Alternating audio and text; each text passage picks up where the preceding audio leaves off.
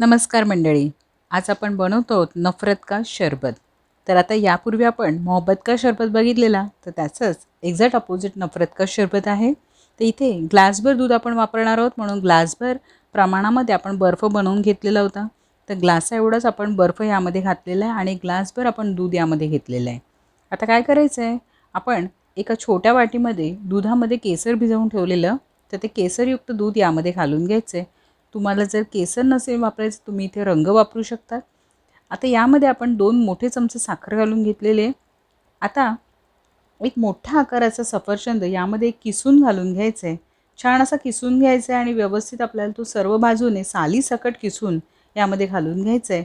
आणि या सरबतामध्ये सफरचंद हीच याची बेस डिश असते, त्यामुळे सफरचंद तुम्ही आवर्जून यामध्ये घाला. आता व्यवस्थित आपण हे सरबत ढवळून घ्यायचं आहे. तुम्ही पाहू शकता आता मस्त हे थिक झालेलं आहे. आता बर्फ विरघळल्यानंतर आपल्याला गारेगार हा सरबत सर्व करायचा आहे. बर्फ विरघळल्यानंतर थोडीशी याची कन्सिस्टन्सी पातळ होईल आणि साखरही यामध्ये व्यवस्थित मिक्स होईल. आता तुम्ही पाहू शकता बर्फ विरघळलेला आहे. लगेचच याला ग्लासामध्ये पोर करून आपण याला गारेगार सर्व करायचं आहे. तर नक्की ट्राय करा तुम्ही ही रेसिपी.